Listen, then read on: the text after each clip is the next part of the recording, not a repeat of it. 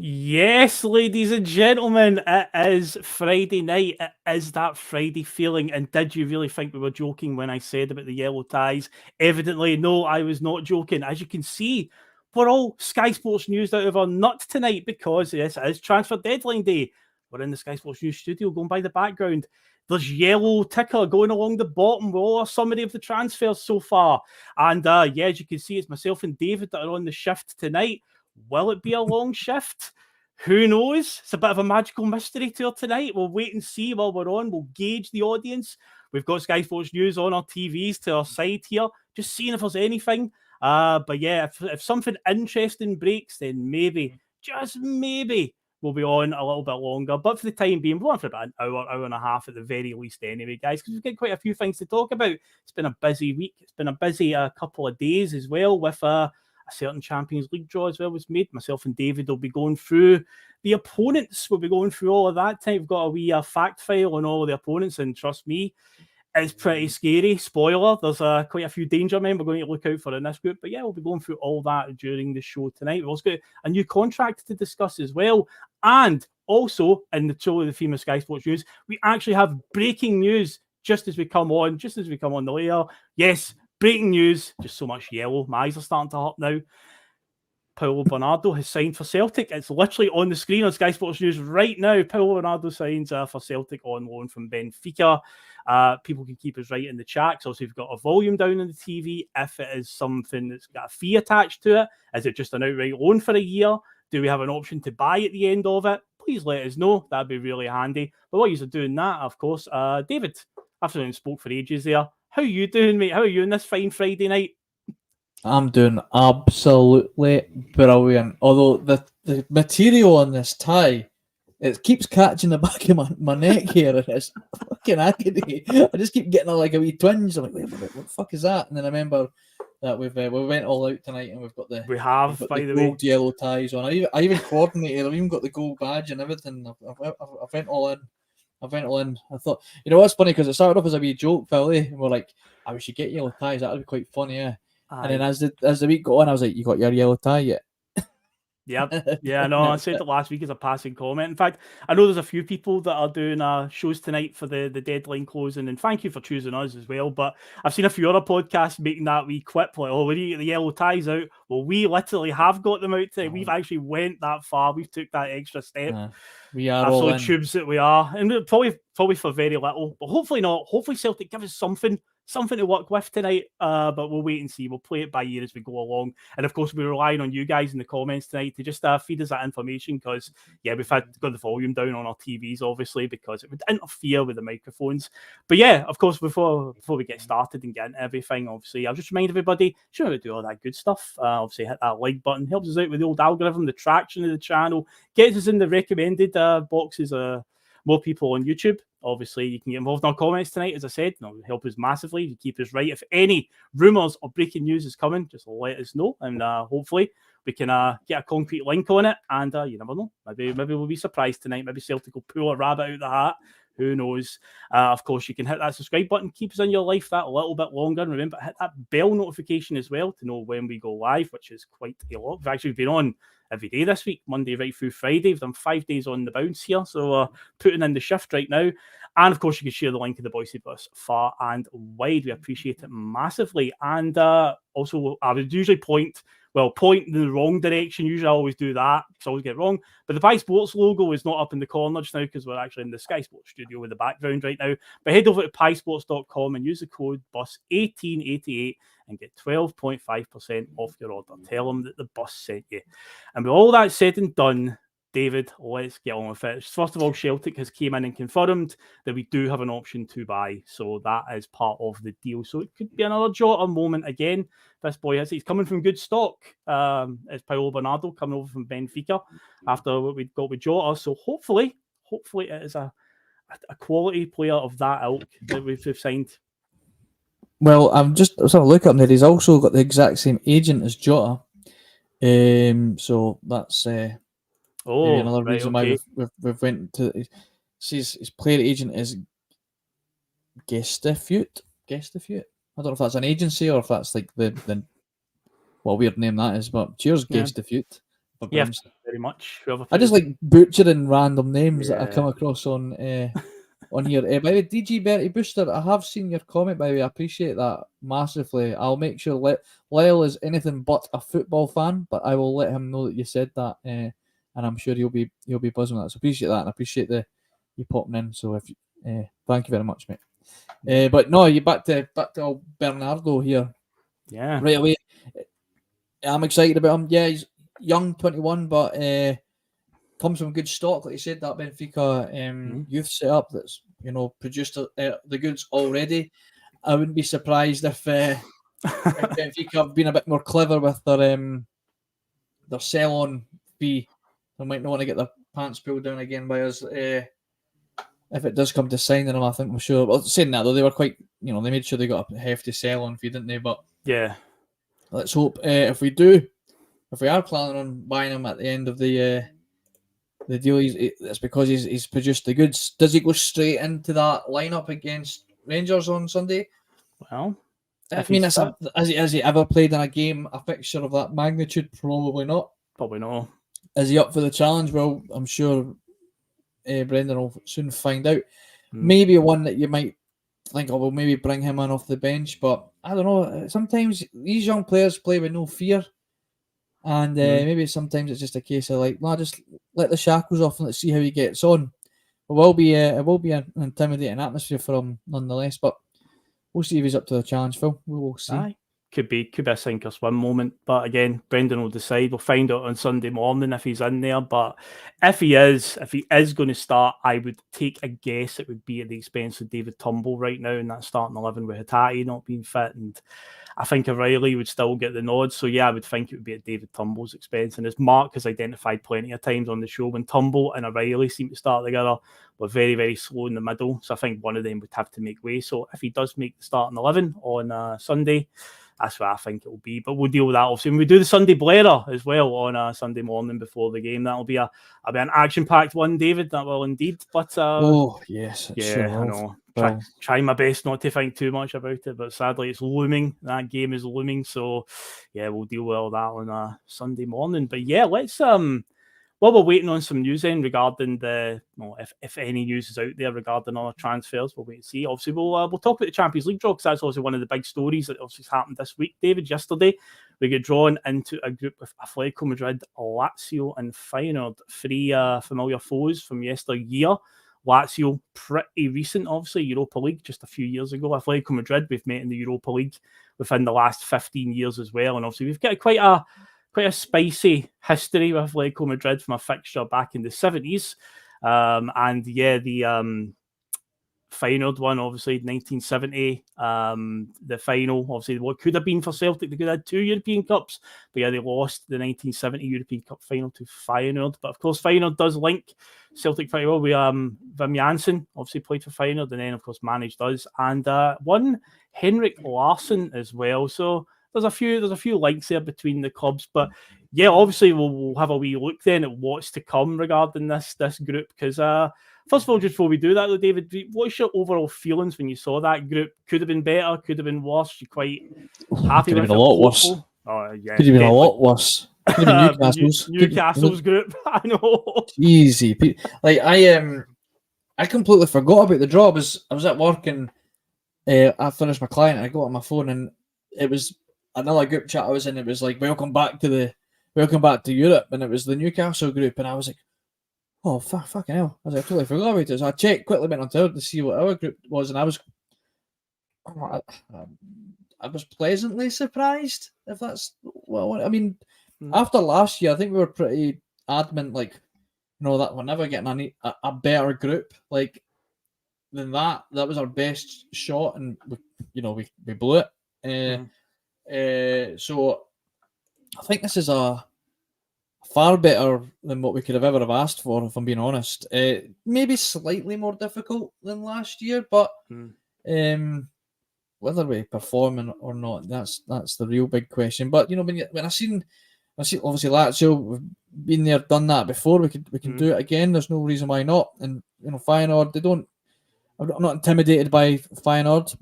I'm not being disrespectful either. Obviously they are a good side, but they don't put fear into and of Gordon to me, like seeing a Real Madrid coming out alongside Man City, and Atletico Madrid, obviously very good side, very defensive minded. They're very clever. A lot of shithousery there, so we'll need to be ready for that. And I don't think we are.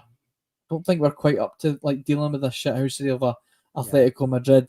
Not obviously very good players in that side, but whether we can cope with the dirty tactics and the Simone style, that'll be a real test for us, I think. And we're quite naive, I find, in Europe when dealing with the shithousery. Clubs come to Celtic Park and they quite quickly get the turn.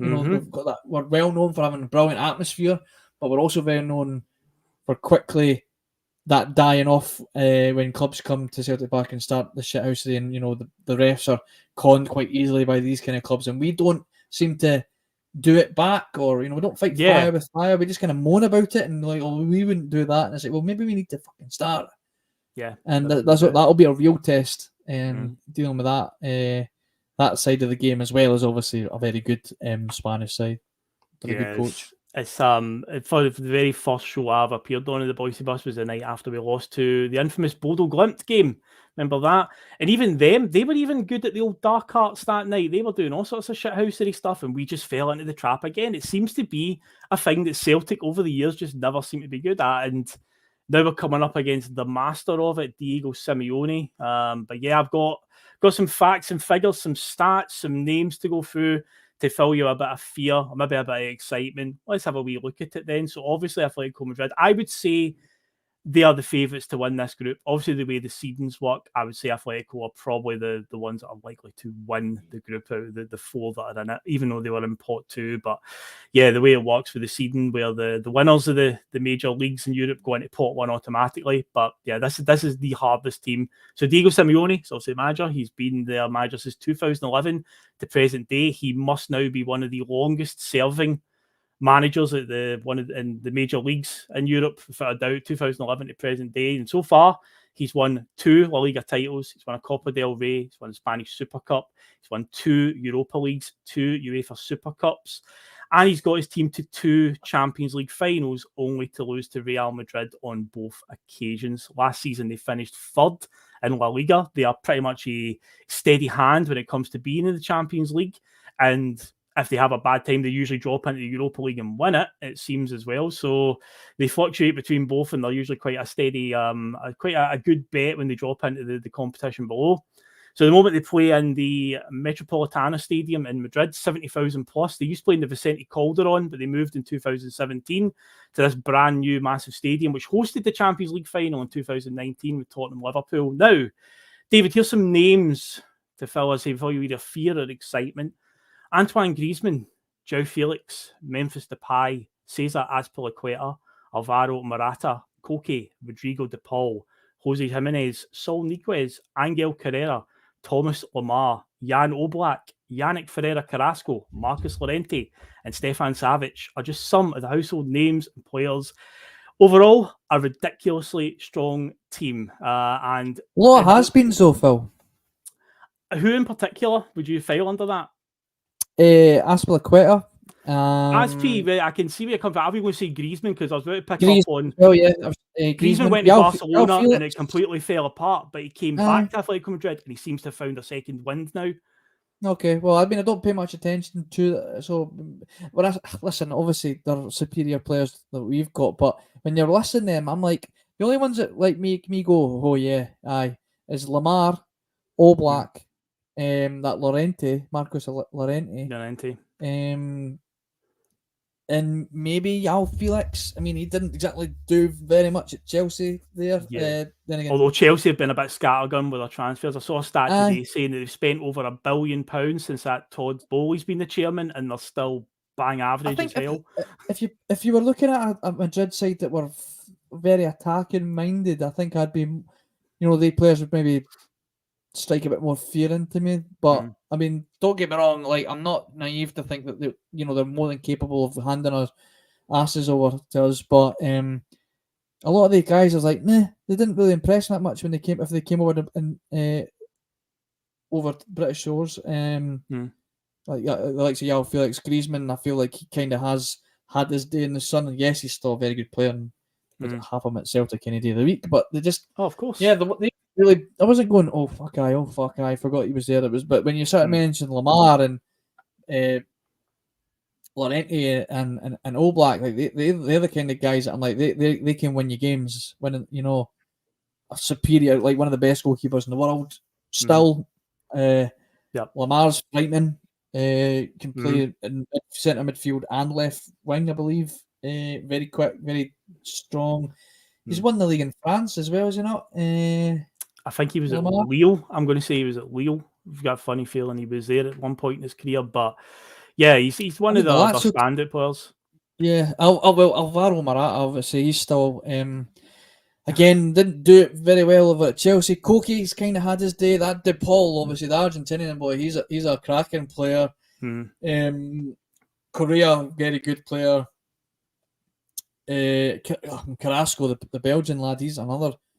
Well, interestingly, I saw a story just the other day that Carrasco is linked to a move to a Saudi team. Now, funny enough, Carrasco went to China when the Chinese league blew up a couple of years ago, and it quickly fell apart, and he came running back to Atletico. And now another league's popped up with lots of money and is trying to build this, you know, this new empire, and he's running off to Saudi Arabia. So we might not have to come up against him. But of course, if it all goes Pete Tong in Saudi, we'll probably come back to Atletico Madrid in a couple of years' time. But yeah, it's interesting that he definitely seems like a player that chases the money, because when he went to China, he was still in his early 20s. So he just wants to go there for the money. And but yeah, if other Saudi teams could come in and take some of these players from Felix, breaking news, Phil. Breaking news. I better get the breaking news tab. Better get it going. Yes. Moved to Barcelona on loan from Atletico Madrid. There we go. Don't need to play against João Felix then. There you go. In fact, I think running scared. He heard Celtic were coming and he shut it. He heard. There you go. Stephen O'Rourke came in. Felix off to Barcelona. There you go. News is in from correspondent Stephen O'Rourke. He has just told us there that Felix is off to Barcelona. Right, so don't need to worry about him. So I'll scribble him off my list. Right, okay, cool. That's fine then. That's absolutely fine with me. Because he was going to be the next big sensation in Portuguese football. After Ronaldo, it's now a case of every good player that comes to Portugal is going to be the new Cristiano Ronaldo. And João Felix had that tag a couple of years ago that he was going to be the next big sensation. We had him, mate. He's gone now. We had the next Ronaldo. He's gone. I know. Tell me about it. But yeah, say Atletico Madrid, say Depay's there as well. He's had a bit of an up and down career, but I did see a goal the other week that I think was posted by whatever channel it is that covers the Spanish football, say it's Viaplay. This goal he scores for outside the area, just bends it right in the top corner, and I'm just like, oh man, he's finding his form. So, because he's had a really up and down career for all the promise he had early in his career. The time at Man United didn't seem going anywhere. Obviously, he was at Barcelona recently, but yeah, he seems to be doing okay. But overall, under Diego Simeone, they're going to be a tough team to break down. They're going to keep the ball really well, and yeah, the shithouse rate is going to be a problem because we're going to fall into it. I feel like a similar vibe to when we played Mourinho's Porto in the UEFA Cup final. It's going to be like that. They're going to try and trick us with a lot of stuff, and we're just going to take the bait. But we need to be strong against that sort of stuff because they'll realise that we're just so easy over the years how we just take it all the time. So hopefully we can drill it in somehow that we don't fall into all our traps. We dive in and play acting and just try to wind us up. Just try to make it cool. But overall, when you take all that away though and break it all down, they are still an exceptional side. They third in La Liga and they're consistently in the Champions League or in the round competing for the Europa League. So yeah, we're going to be really up against it there. But I say the last time we did play them wasn't too long ago. We played them in 2011 in the Europa League, an infamous Europa League campaign where we actually got beat in the qualifiers by a team called Sion from Switzerland. And their chairman was a bit of a madman, and he was told by UEFA in advance of the fixture, do not play these players. You signed them under a transfer embargo. They are illegal. To which that chairman just went, nah, we're going to play them. So they played them and they beat us. And then UEFA went, we told you not to play them. So they kicked them out, and then we get put into Sion's group. And it was Atletico Madrid, Udinese, and Rennes. So it was a nice tough group for us, but we lost 2-0 in Madrid and we lost 1-0 at home to Atletico Madrid, who actually went on to win the Europa League that season in the 2011-12 season. So we lost to the eventual winners. So there's no real shame in that one, I suppose. But yeah, overall, I would say Atletico are probably the favourites to win this group. They are pretty strong overall. But then we move on to Lazio, a familiar team from just a couple of years ago, just before COVID happened, the pre-COVID world. just shortly before it, yes, we actually played Lazio in the Europa League in 2019-20, and we beat them home and away, 2 late goals. At home, we beat them a Christopher Julian goal late in the day, and a phenomenal save from Fraser Foster in stoppage time to keep it at 2-1. And then, of course, the Olivia and Cham scenes out in the Stadio Olimpico. The only time Celtic have won on Italian soil was out there against Lazio. Most people didn't give us a prayer that night. Neil Lennon, the unfashionable Neil Lennon, in charge. But he got it right that night with the tactics. We were 1-0 down as well in that game out in Rome, and we turned it around. A James Forrest equaliser. And yeah, Olivia and Cham, what a moment it was. But of course, that goal, you felt like the angle was always getting away from him as the ball rolled into his path. And he just took his time, but then dinked it over the goalkeeper and just found the angle that he needed. But yeah, they are managed by former Chelsea manager Maurizio Sarri, who won the Europa League as Chelsea manager in 2019. Up to now, though, he's not won any trophies with Lazio since he's been in charge since 2021. They finished second last season behind Napoli, but as you said before we went on there, David, do you think that might have something to do with Juventus getting punished again, as they do? But the table does show that Lazio finished second. Either way, they're up and about it and amongst the Champions League spots, so fair play to them, and here they are. Of course, we know where they play. As I say, Stadio Olimpico, one of the most famous and historic stadiums in world football. So yeah, we'll be heading out there again. And of course, some of their main danger men, Ciro Immobile. He's their captain, and of course, he's Italy's sort of number 9, their main centre forward. Pedro, who used to play for Barcelona and Chelsea, I kind of file him under. Sort of, he's seen better days because he's in his sort of mid-30s now, I would say, Pedro. Felipe Anderson, who I think was at West Ham just a couple of years ago. The Brazilian lad. He was. Brazilian lad, yeah. They just signed Matteo Guendouzi just yesterday from Marseille, former Arsenal midfielder.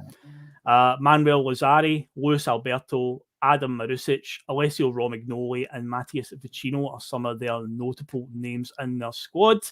And of course, they are known for being, their fans in particular, being radical right-wing fascists. Let's not be about the bush here. That is what Lazio are. They were Mussolini's team. Obviously, they were endorsed by Benito Mussolini, and yeah, that's continued to this day. They've got a very strong sort of connection to that whole side, that ugly side of Italian culture. And yeah, a couple of years ago, obviously, when we did beat them, there was a few jibes thrown out there from Celtic fans, which I imagine that they have not forgotten. So if I was travelling out to Rome, if I was going to be one of the fans going out to Rome for the game, I would be very, very wary because they're not a very pleasant bunch. But how are you feeling then about Lazio in this group? A tough opponent. There's no getting away from that. I feel like that's two teams that will play more defensive style, which might suit us. But at the same time, like if it was NM, I've still got it up. They will be very well drilled, and I think it'll be difficult for us to break down. We might see a lot of sideways passing when we do have the ball. It might be difficult to break them down, especially away. But like I said, we can take confidence that we have managed to go and beat them home and away. We'll have to put on very good performances to do that again. But I'm excited. Yeah, like I would definitely highlight that word of warning. And just if you are going out there, just be careful, guys. Like they don't forget. They're like elephants. Italians. They don't forget and they hold a grudge. So just bear that in mind if you're out. Just be careful. Don't go anywhere alone. But obviously more sticking to on the park. Great stadium to go to and play. One of the best. Historic. And it'll be a good fixture either way. What I was going to ask you, Phil, I sound like vegan here. Sorry. Do you think Brendan will approach Europe a bit differently than last time? Obviously, got Leicester to a semi-final in the Europa Conference League, only to go out to Jose Mourinho's Roma. Do you think you'll have learned to be a bit more pragmatic and a bit more, just don't be so gung-ho than like we saw when we got scudded by Barca and PSG in his last term? Do you think he'll be a bit more clever, a bit more? He has to be. He has to. You've got to. I mean, I know last time he was a bit of, I don't know, just callousness where he was getting asked in press conferences in the run up to the Barcelona game about how he'd approach it, and he was quite open and saying, "No, I'm going to treat it like I treat every other game." And yeah, 7-0, we get beat that night off Barcelona. We got an absolute tanking, and and then the next season, obviously PSG came to Celtic Park, beat us 5-0. Absolutely cantered it that night, and then they beat us 7-1 in Paris. So you've got to hope that what he did with Leicester, albeit it's the Conference League, but it's European knockout football. We haven't even won a knockout game in about 20 years. So we can't really, just go, I mean, it was in the Conference League he did it. You've got to hope that he's picked up a few tricks along the way and how he employed his tactics there. Because, Neil Lennon over the last, 50 years in Brown Warriors saying about, but Neil Lennon there, famously like Barca have the ball and beat them 2-1. Yeah, it's God. Pragmatism is the word. You've got to just adapt to the situation. I've said a few times in some recent shows, I know there's a lot of talk about signings and the personnel that we've brought in, and is that going to take us to the next step in Europe? And to be honest, I don't think it's always down to the who's on the park. Obviously, it's going to be a big help, but it's going to be how you deploy those players. Because again, speaking of that game that Brown Warriors referencing on the screen, the guy that scored the winning goal that night was Tony Watt, who was signed for less than £100,000 from Airdrie United. So it's going to just be down to tactics. Brendan Rodgers has to get it right on each of these respective nights when he's whoever it is we're playing, whatever order it comes in, because the fixtures aren't out yet. He's going to have to adapt to whoever we're playing, the situation. Going to have to change it in game probably. If he goes in and treats it like a game against St Mirren or something like that, then we are in big trouble. Because I say this group, the teams we're up against, particularly Atletico again, the way they're going to play against us, we're asking for a hiding if that's the case. He's going to have to really do his homework in the run up to this. And I say, with his run that he had with Leicester, you've got to hope that along the way he's picked up a few tricks of how to do this, because we can't be coming out of this group sitting here bottom at the end of it all, no points, no wins or whatever. We've got to be looking to take something, because third place has got to be the goal here, to try and have some European football after Christmas. But the problem with third place is how do you plan to finish in third place? Well, all you can do is go and get as many points as possible. 3 points could get us third place. 7 points could get us third place. You don't know. In 2018, when we got into the Europa League, we finished third in the group. We only won one game, David. We beat Anderlecht 3-0 away from home under Brendan, but we lost every other game. But Anderlecht also lost 5 games out of 6. The only other game they won was the one at Celtic Park against us, and we went for so 3 points got us through. So the way this group is looking at this one, the group in 2017-18 had PSG and Bayern, who you could tell that they're going to run away with the group. This one, I can see Lazio, Atletico, these teams taking points off each other. Feyenoord. We just need to try and get as many points as we can and just hope that once the dust settles on the group that we are sitting in at least third place if we've got some kind of European football after Christmas, because that would be a real blow, because you want those big European nights. And many fans seem to believe that if we drop into the Europa League, we've got a chance of doing something in it. And when you look at obviously what happened over the other side of the city just a couple of years ago with them getting to the final, it's like, well, if they can do it, then surely we can find a way to do it. And the thing is, well, this season is the last chance for drop downs into the other competitions, because next season, when the new format comes in for the European competitions, there's no more drop downs anymore. So if we continue to win the league, which obviously is the aim, we have to keep winning the league. It's always going to be Champions League now. There will be no Europa League unless we lose the SPL title, SPFL title. That's the only way we're getting in to the Europa League. So that's not an option. That's not anything we can't just sit there and go, we'll let Rangers have the title so we can get into the Europa League. That's not the way to think at all. So this season, we just need to give it our best shot. And looking at that group, I think there'll be teams that will take points off each other. We just have to capitalise, mate. You just need to make Celtic Park a fortress again. I think that's like one of the most important things. Like, too many times clubs are coming and they're looking forward to a day out at Celtic Park and experiencing the amazing atmosphere that they've heard so much about and Messi's talked about and all these ex-Man United players have talked about, and it's like, well, no, they need to be, oh shit, we're going to have to go to Celtic Park and deal with that atmosphere and deal with being, the pressure that's on, and the, Celtic, they haven't lost a game at home in Europe for X. We need that again. It shouldn't be a day out. It should be a nightmare for them. I get like, well, here, if we can get away at Celtic Park with a draw, that's a good result for us. That's that's the aim. Yep. It's not. I don't want it to be a tourist attraction on TripAdvisor that they were bragging about earlier. Did you see that? Did you see that? Oh, we're the only stadium on TripAdvisor to be 5-star with the top rated. Like, who cares? Nobody cares. Joking. Thankfully, I've not seen that, but that was that on the sounds Celtic Twitter. horrific. That was actually on the official Twitter. It was like God. a little advert or whatever. I've seen it and I thought, no. Really? And I'd like to see that. What is it? What do they use their TripAdvisor? Like 5-star Lionel Messi. Like would recommend. You know, it's because it was a fucking free for all at the buffet when they banged in 7 goals against us. That's why he liked it. Yeah.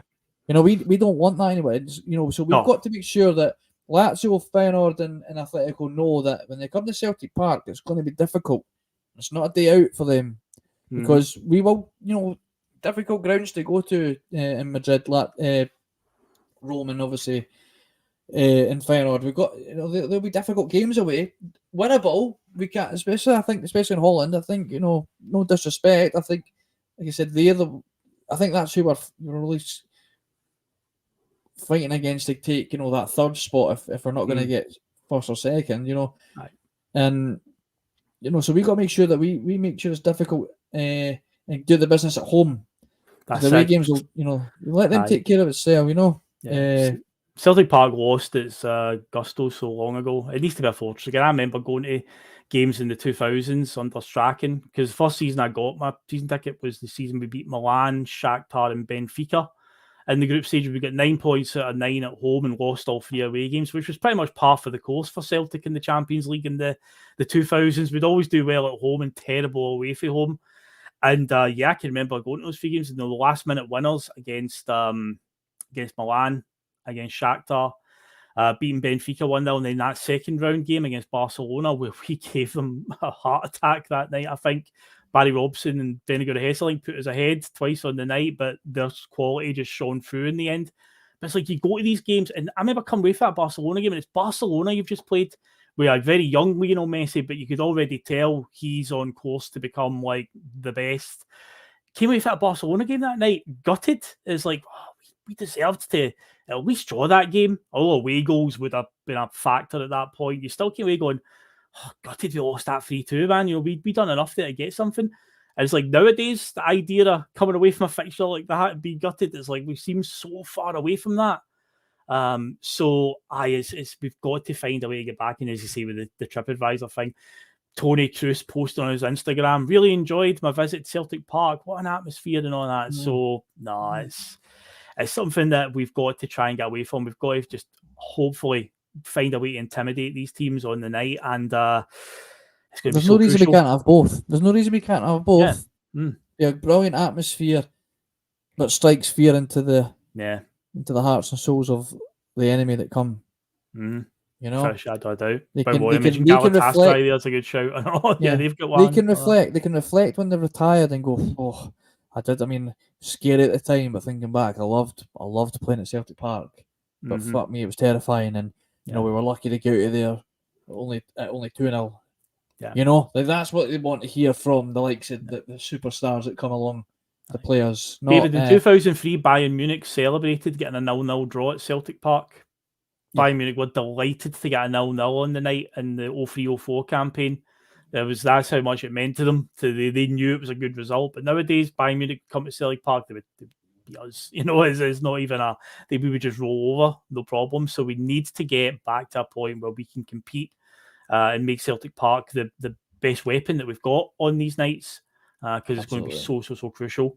To say with this group, I feel like there's going to be a lot of teams taking points off each other, so we need to be making sure we're in the mix and we don't fall far behind. But the third and final team, as I say, they've got a bit of an affiliation with Celtic, a bit of friendship there. But of course, when we play them on the night, none of this football friends malarkey for me. It's like, no, I want the 3 points. Forget all that. I know Larson played for both teams. I know Wim Jansen and all that. And I know they both hate. Both teams don't particularly like Ajax, and that bonds us together. But ultimately, Feyenoord, they are the champions of Holland from last year. The Eredivisie. They won it last season ahead of PSV Eindhoven. They only lost 2 league games all season. finished 7 points ahead of PSV. They are managed by a guy named Arne Slot, who you may be wondering, I've heard that name recently. Why have you heard that name? Because he was linked with Tottenham Hotspur and he knocked them back to stay at Feyenoord before Ange Postecoglou took the job. That's why his name. Because when I was looking at the names tonight, I was like, why do I know that name, Arne Slot? I've heard that recently, and that's where it comes from. He was one of the names who knocked back Tottenham. He was the last name to knock it back before they went for Ange. Yes. Allegedly. Yes. So they play in the Stadion Feyenoord, which is also known as its nickname, the Queep, which is a 51,000-seater stadium in Rotterdam, and is also used for national games because Holland don't have an official national stadium. It kind of rotates between the stadium in Rotterdam, the stadium in Amsterdam, but yeah, they sometimes use that for the national team as well. So when it comes to household names, though, Feyenoord haven't really got household names, anyone that you would really know instantly and like strike any fear into you or any excitement in terms of you look at the squad. But obviously they must be a very well disciplined and well run team, because I say they went and won the league last season, only losing 2 games. But it turns out their top scorer was a Mexican striker named Santiago Jimenez. He was the top scorer in the Eredivisie last season. Their second top goal scorer was a guy named Danilo, who you might have heard about recently because he transferred to Rangers. But what did they do to replace their second top goal scorer? They went and bought a Japanese striker who we might have been linked with if Ange Postecoglou had stuck around, by the name of Ueda. Not Maeda, Ueda, Ueda. He played for Cercle Bruges in Belgium. 22 goals in 40 games he scored last season. £9 million he cost them. But yeah, he looks like he could be a bit of a danger man. Hopefully Maeda and Kyogo and that, they can brief Brendan Rodgers on him, because I'd imagine they know what his game's all about pretty well. But there you go, the second top goal scorer left, and they replaced him with a guy for £9 million. And again, we're looking here, the way our transfer window's planned out, and we'll talk about that obviously very, very soon, of the overall picture of the transfer window. But yeah, we're looking at that. Say the guy last season, Jimenez as well, Mexican striker. So they're going to cause us some problems. And just because you don't have any household names, David, doesn't mean we can just write them off. Because I say they've won the league for a reason. They are the champions for a reason. And they will be a stern test for us, without a doubt. Absolutely. I was actually the judge had actually put in our group chat today a list of their latest incomings, and they've spent a fair wee bit. They spent $9 million on Ueda. They also signed a Croatian from Dynamo Zagreb, Luka Ivanovic, for $8.5 million, and for $7 million they spent on a defensive midfielder, Ramez Zarouki. I haven't heard of him. And looking at the other guys, I don't recognise a lot of their names, but $6 million, it kind of drops in the $2.5 million, $2 million mark. So they've spent a fair bit. Now, the $9 million signing now, Ueda's an interesting one, because he hasn't managed to get a call up for the national side since 2019. Wow! Look at him, because he intrigued me, because I've heard that name before, because when I did a wee bit of homework on sort of Japanese players that we might have been linked to a few months back on the Sunday Blether, he was a name that was brought up, and he was, I think, doing very well in the Belgian league. But what I asked the judge in the group chat was, what would the perception have been if we'd went and spent £9 million on another Japanese striker who can't get ahead of Kyogo, who struggles to get in the national side, for $9 million signing from a Belgian league? Would that have been received with, how would that have been received by the Celtic fans? We just signed another Japanese striker just because Kyogo worked? Look, because the last few Japanese signings have been a bit of a letdown. Is that fair to say? Yeah. So like that's what I said the other night. It's like, I feel like no matter what we were doing in the last few weeks, it was always going to be about like, $9 million on a guy that's he's not even getting in his own national team since 2019, and we've already got how's he going to get ahead of Kyogo, and we've spent $9 million on him? It's an interesting one, that, but I don't think we should take Feyenoord too lightly. I still feel like they're the team that we could maybe go away and win home and away, but we certainly shouldn't take them lightly with they do have a bit of spending power there, clearly. And obviously they've got a bit more of a pulling power than we do, and it wasn't that long ago that they'd actually won their league. In fact, did they win it this year?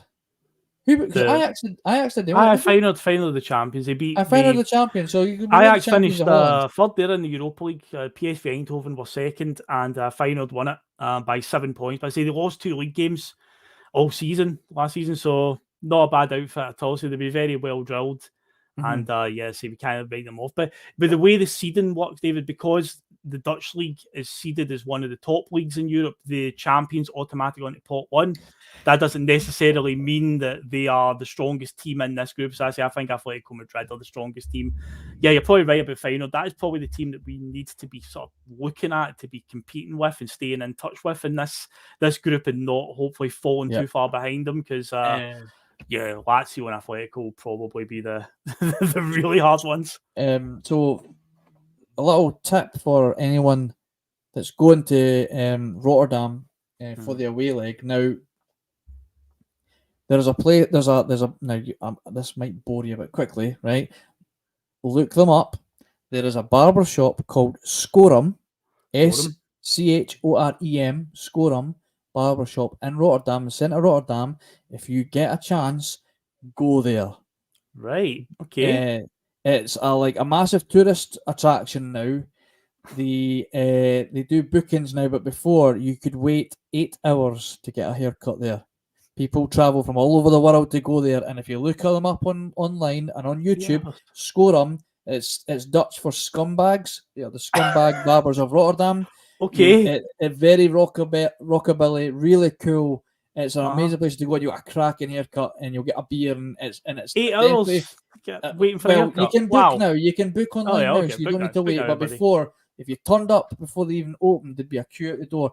Now, it might have changed now, but when I went, they don't allow women in the shop. Okay, because it's Holland. They're a bit backwards in certain parts. It might have changed now, but when I went, women weren't allowed in the shop. So if you're going with your wives, like they'll not get in. They might not get in. So that's just a word of warning.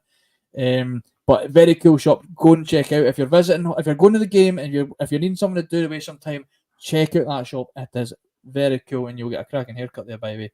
But look them up. But anyway, back to that. Yeah.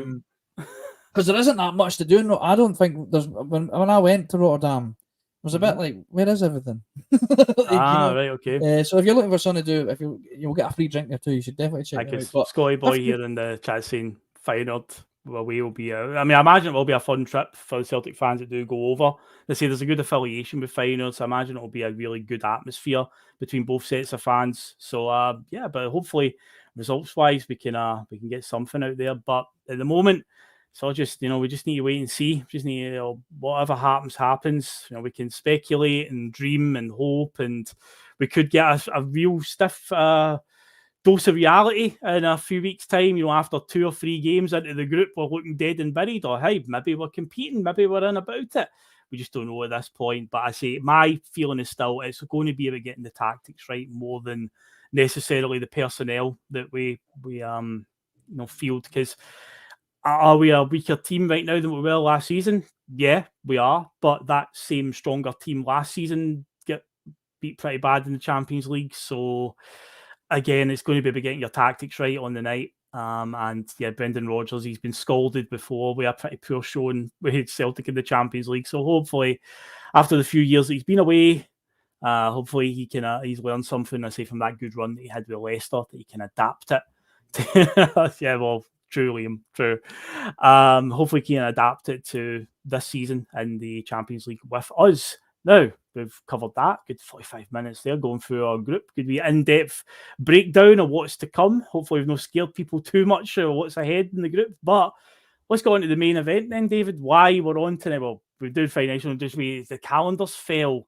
It's deadline night. And of course, we've started the show. We did address the fact that we're very Sky Sports News out of our nut tonight. The yellow aesthetic going on. We've got the news ticker going at the bottom telling us all the signings. We've got yellow ties on. Sky Sports News studio in the background. We've got Sky Sports News, the actual channel, on our television screens to keep an eye on it. And we're hoping that Celtic will give us something else other than just the announcement of the announcement of Bernardo tonight. That was breaking news just as we came on. But the likelihood is the deal was already signed like yesterday, because he was in Glasgow yesterday for his medical. So it's believed that the deal was already done. Why they've dragged it out this long, who knows? But yeah, obviously there are a lot of concerns and people in the chat tonight. The same positions are coming up: left back, goalkeeper, striker. Interestingly enough, and I've seen the name come up in the chat because people must be watching Sky Sport News as well. I see that there's a certain former Leicester keeper who worked alongside Brendan Rodgers, who has cancelled his contract tonight. Now, there was rumours that Kasper Schmeichel wasn't getting on too well with the hierarchy at Nice all summer, but he's waited till today. Instead of just getting it cancelled at the start of the season, he's waited today, deadline night, to have his contract cancelled. And people have said in the chat already, going, "Oh, should go for Kasper Schmeichel."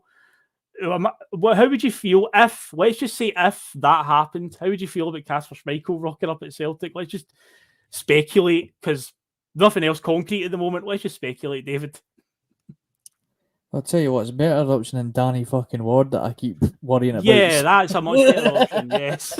It's funny, right? Because I remember earlier in the window, I messaged you and I was like, listen, what's your thought of Kasper Schmeichel? You know, I don't think he's too happy in Nice. Would he be of interest to you? Because, I mean, he's played in our league before. He's worked with Brendan Rodgers before, won trophies with Brendan before. He's, you know, he's great pedigree in his own right as well, not mentioning obviously his dad's name. And you said to me, he's actually 1 year older than Joe Hart. And I went, oh, is he? I couldn't believe it. So, and it kind of changed my viewpoint, because I was a wee bit like, oh, well, then we're just going to be stuck in the same issue than we are right now. But if Joe Hart is leaving at the end of the season next year, and we say we take Kasper Schmeichel for 1 year and then we're stuck with the same issue, like... Yeah, in a year's time. Totally. Then you're like that, right, okay. Who would you rather in goals? Well...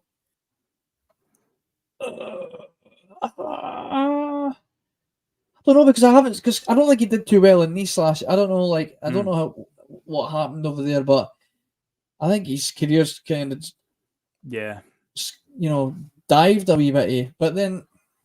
Are you better with the devil you know, then? I don't know. I don't know. It makes me wonder that he's wrapped up his contract tonight, and it makes me wonder if Brendan would rather trust a guy that he's worked with before, and rather than Joe Hart. But I'm not convinced. I wouldn't be overly upset if he signed, put it that way. But yeah. I'm not. Just the way I see it as well, we're still in that aging goalkeeper position, and he's actually 1 year older than the boy that we're already needing to replace, because he's getting on a bit and a bit slower. Yeah. And I'm very on the fence, if I'm being perfectly honest. Yes. I say a few people in the chat, we've got mixed ones. Some people saying, yeah, they would take him. Others are like, they're best to avoid. And yeah, I understand it. In a year's time, you're going to have a situation where Joe Hart's probably going to leave at the end of his 3-year deal. And you've got Kasper Schmeichel, who is the same age and only just a few months older. And yeah, we could end up losing 2 keepers next summer, and then we're back to square one. But I think that it's just been so badly managed, that situation with the goalkeeper, because I do think we have needed to look at stronger, even if it's not one that comes in and replaces Joe Hart, just a better backup option, because it's quite evidently obvious that Siegrist ain't going to get a chance, isn't really going to feature. And obviously we know about Scott Bain. We've talked about that one enough times, regarding Scott Bain. So it's like, even just somebody that can come in and at least put pressure on Joe Hart, because the worst thing you can do in any place of work, football or anything, if you work in an office, whatever, is when complacency sets in, that's when mistakes set in.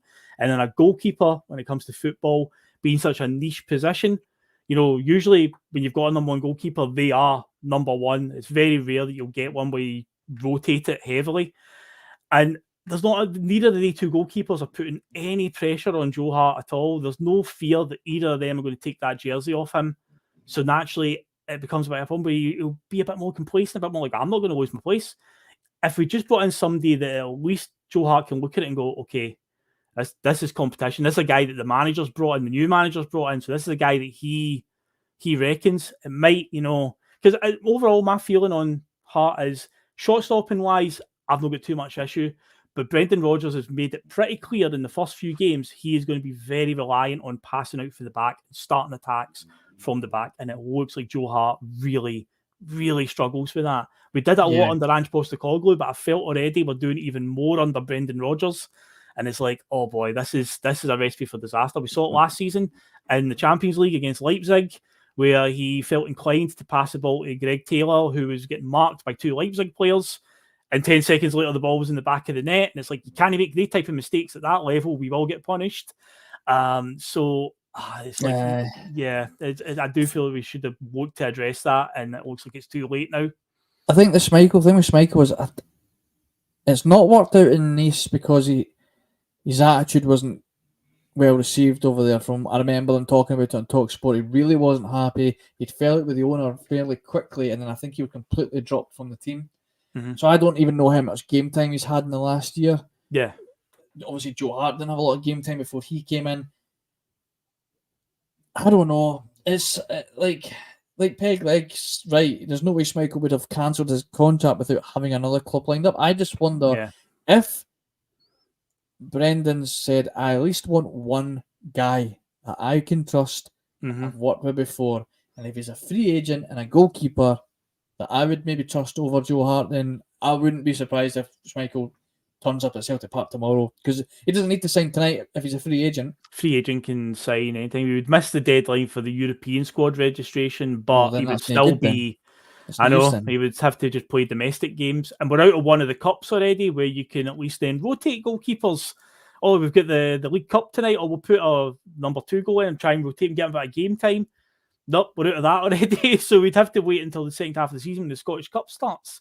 So we've got that going against us as well. But yeah, if he signs tomorrow or after this deadline expires, he'd only be able to play in domestic games. He can't play any European games this season. Joe Hart would be cemented as the European goalkeeper, and it would be Schmeichel could only play domestically.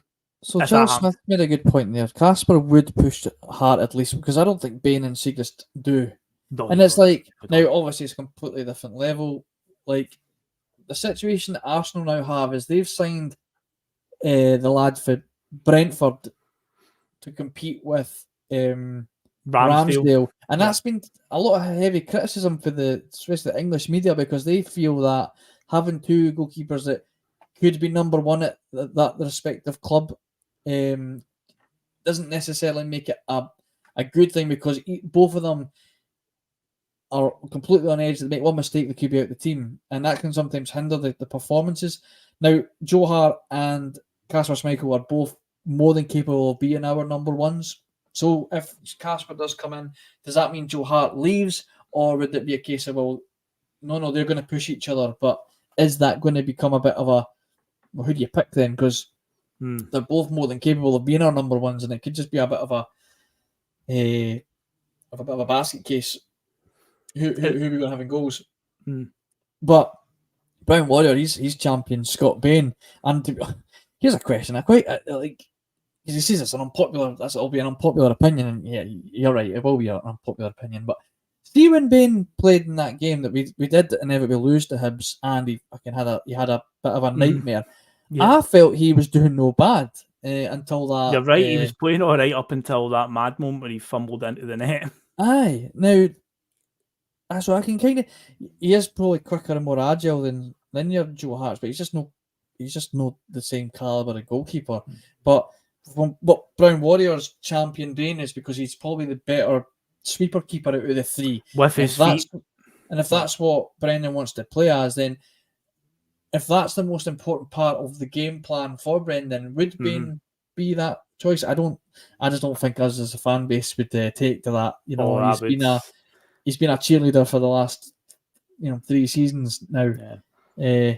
It happened before, David, when Brendan was in charge the first time. Craig Gordon got ousted as number 1 for Scott Bain, and then Scott Bain continued in goal even when Neil Lennon took over. But then it was the game against Cluj where he had a bit of a shocker that night, and I think Fraser Foster signed like just a week later. So John Kerr, I mean, when you put it like that, John. That's true. Aye, 2 goalies on 40 to 50 grand each, 70 plus years between them. 70 plus years of experience, John. Experience, and that's what you're paying for. That's what they would tell you. Well, one of the things that was said in one of the comments again that has been a problem with Joe Hart is just commanding the area. Commanding the area is the issue, because goalkeepers obviously coming for crosses is a huge part of it, and I've always felt that has been a massive Achilles heel for Joe Hart. Now, when we played Aberdeen the other week, I felt like it was almost like he was making like a conscious effort to go for every cross, even if it was a case of he just got a hand to it and just slapped it away, not even coming and catching it. It just felt like he was doing, because we lost a goal in the first day of the season against Ross County at a corner where he was just static on his line. It feels like if you crowd the 6-yard area, Joe Hart just feels like just doesn't really want to make any movement for the ball at all when it comes in. I remember the game we beat Hibs in the League Cup final under Ange in his first season. The goal that Paul Hanlon scores for Hibs is literally a cross from a corner, and he just stands there on his line, totally static. And it's like, but say against Aberdeen, I felt like after the goal he lost against Ross County the first week, it was almost like he was trying to prove a point where he was just going for every cross. I say, just get a hand on it and just slap it away out the box. Make sure it's away from our goal at all costs. And he needs to be doing that a lot more, just whatever it takes to get the ball away. Because if he just stands there and does nothing, he's just asking for trouble. And commanding the box has been a problem. But I did see a comment that came up earlier on about the signing of Nat Phillips might improve or help improve Joe Hart's game right now, because he's a commanding centre-back. And that's, of course, somebody who's came in the last couple of days. And I've got high hopes for Phillips. I do. I know. And I quite like the way the deal's structured.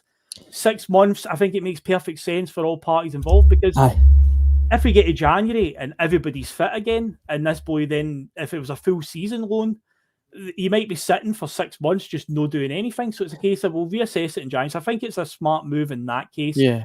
But he seems to have a lot of praise, despite the lack of first-team games he's played. But when he has played, he's played because his role at Liverpool is he's an emergency centre-back. There was last year, I think Virgil van Dijk was out for a prolonged period of time. Matip was injured. Gomez was injured. They were playing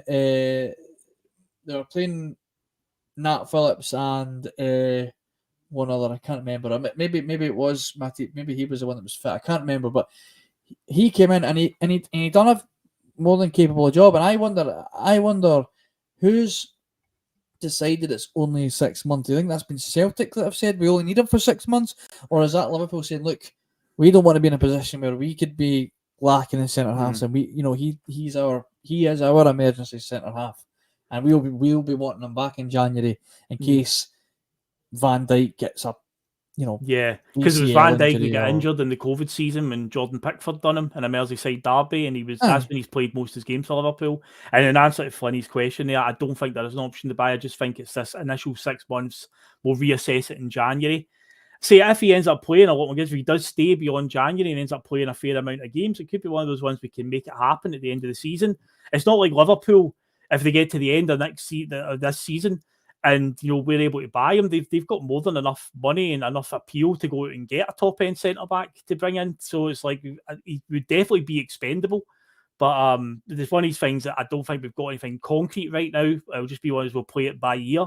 So we just need to wait and see with that one. But no, I think the structure of the deal makes sense, because you don't want to be in a position where you get to January and everybody's back fit again, and this boy's just basically just turning up for training. And not having to do anything. He's not even getting the match day squads and stuff like that. We could be in a situation like that, because you have Lagerbielke, Nawrocki, and Carter Vickers when those three are fit. Unless, of course, there is a change in formation coming. We have talked about, can we go for 3 centre backs? A 5-3-2 formation that goes into 3-5-2 in game and all that. Could we find ourselves in a position like that where we've got an abundance of centre backs? Could that be an option? We'll wait and see with that one. Yeah, well, I mean, I asked my mate who's a big Liverpool fan about Nat Phillips, and he said he's an old school defender, body in the way kind of player, good in the air, which we could really be doing with, especially at set pieces. One thing that we tend to lose goals against Rangers seem to be from set pieces, so I'd be quite happy to see Nat Phillips come straight into the team on Sunday. Who was it? Somebody had mentioned there, I think it was Jim Brown, is saying that Liverpool want to sell Phillips in January, not use him. So if that's true, I don't see why Liverpool would have bothered to give us him on a short-term loan? Why would they not just try to sell him in this window? Or is it a case of Celtic are getting a try before they buy? Like, listen, Liverpool, we want to move this boy on permanently. Like, well, we need him. Listen, I'm an ex-manager. You can do us a favour. Phillips is valued at 20 million. Is that right? Well, apparently so. I don't know how true that is. Well, hopefully he plays like a £20 million player when he makes his debut on Sunday, hopefully. I will. Here's hoping. I mean, this is the thing. I mean, look, you can just look at the Carter Vickers. Couldn't get a game for Tottenham. Spells at Bournemouth. They didn't want him. Tottenham weren't willing to give him another chance. And we got him on deadline day, and look how well he's done for us. So why can't Nat Phillips do the same? Aye. Just given a chance, given to play. And it will be interesting because we have spent a lot of money on centre halves already. And what is that? Like you said, does that mean we're going to go with 3 at the back? So we can, like, I don't know. Could be once everybody's fit, gives you options there, because if this formation, this system continues going the way it is, then we're going to have some problems. So we're going to need it to spark into life pretty soon. If it's a case of Brendan's just going to have to swallow his pride and just say, right, this 4-2-3-1 stuff ain't working, so I'm going to need to completely change it, then that might be the case. We'll definitely have enough options there to switch it up into different systems once everybody is back and fighting fit.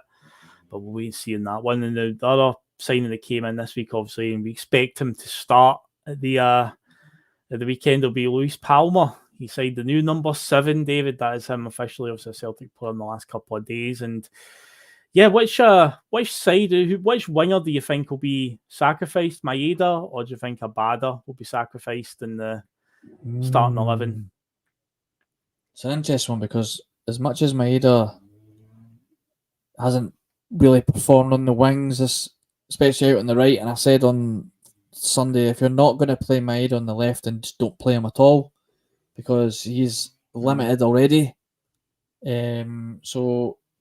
But the thing with Maeda, especially against Rangers, is he keeps Tavernier pegged back a bit, and I think we might need that, especially the way we're playing now with our left back situation. I think Maeda might still be needed to kind of double up on that right side, dealing with the right back and right winger, whoever it is that they use, whether it's Tavernier or that Sterling lad.